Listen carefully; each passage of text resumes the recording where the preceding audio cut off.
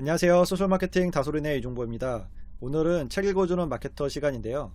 오늘 읽어드릴 책은 100만 클릭을 부르는 글쓰기라는 책입니다.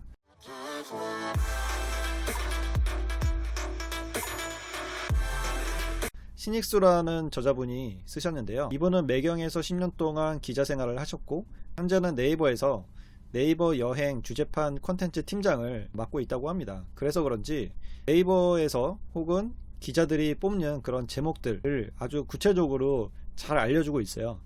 어떻게 제목을 짓고 어떻게 글을 쓰면 100만 클릭을 유도하는 호응 좋은 컨텐츠를 만들 수 있을까 라는 것에 대해서 아주 구체적으로 잘 이야기를 해주고 있습니다.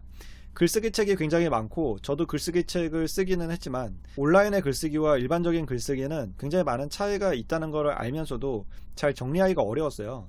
근데 이 책에서는 저자가 이 부분을 굉장히 명확하게 구분을 해주고 인터넷 글쓰기는 일반 글쓰기와는 완전 다르다.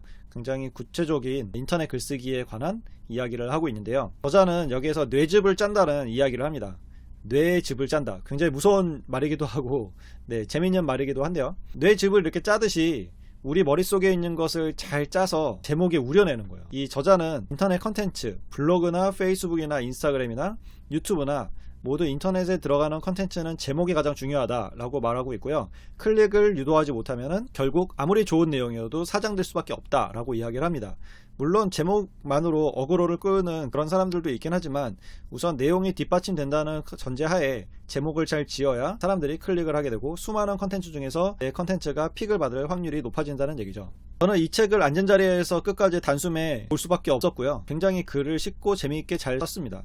그래서 보통 성인분들이 읽으신다면 2-3시간이면 한 권 다 읽으실 수 있으실 거예요. 근데 이 책은 한번 읽고 끝나는 게 아니라 계속 두고두고 옆에 두고 봐야 하는 그런 책인 것 같습니다. 그래서 저는 이 책에서 중요한 내용들을 저만의 프로세스로 만들어서 현재 제목을 만들 때 프로세스에 따라서 제목을 만들고 있고요. 저는 이것을 제목 메이크 템플릿이라는 이름을 붙여서 현재 사용을 하고 있습니다. 제가 만든 템플릿이 궁금하신 분은 설명 부분에 있는 링크로 들어오시면 템플릿을 다운받으시거나 받아보실 수가 있습니다. 하지만 이 템플릿 사용하시려면 책을 보셔야 이해가 되실 거예요. 그래서 책을 꼭 읽어보시기 바라고요. 이 책을 읽기 전에는 제목을 뽑는 게 어떻게 뽑아야 될지 전혀 이해가 안 됐습니다. 실은 제목을 뽑곤 있었지만 제대로 뽑고 있지 못했죠. 저는 블로그를 10년 넘게 운영을 해오고 있음에도 불구하고 어떤 컨텐츠는 빵빵 터지고 어떤 컨텐츠는 내용이 굉장히 좋음에도 불구하고 사람들이 많이 글을 안 보는 자주 그런 일을 겪게 되는데 이유가 뭘까 곰곰이 생각해도 잘 이해가 안 됐어요. 근데 이 책을 보고 아주 명확하게 해소가 됐습니다. 이 책에서 특히 저희가 인상받았던 부분 중에 하나는 제목에서 컨텐츠의 내용을 알게 해서는 안 된다 라는 부분이었습니다. 보통 키워드가 중요하기 때문에 제목에 글의 핵심 내용을 담아서 쓰는 경우가 굉장히 많아요. 그죠? 컨텐츠의 내용을 모르게끔 궁금증을 유발해야 된다는 거죠. 그래야 클릭을 하고 그래야 내용을 본다는 얘기입니다. 이거는 아주 기초적인 얘기인 거고 그 외에 어떻게 더 사람들의 클릭을 유도하고 어떤 단어를 썼을 때 사람들이 더 많이 반응을 하는지 실전 경험을 토대로 해서 아주 구체적인 예시들을 들어주고 있어요. 그래서 바로 써먹을 수 있는 그러한 내용들이 나옵니다. 그래서 이 책을 보셔야 되시는 분들은 현재 블로그나 페이스북이나 인스타그램에 유튜브를 운영하시는 크리에이터 분들은 꼭 보셔야 되고요. 컨텐츠의 효율성을 높이는데 굉장히 큰 도움이 될 것 같습니다. 특히 저는 유튜브를 하면서 좀 많이 사용을 하고 있는데요. 블로그 같은 경우는 제목을 바꾸면 페널티가 있을 수가 있죠. 발행된 제목이나 내용을 수정하면은 네이버 별로 안 좋아합니다. 반면에 페이스북이나 인스타그램은 제목이라는 것 자체가 없죠.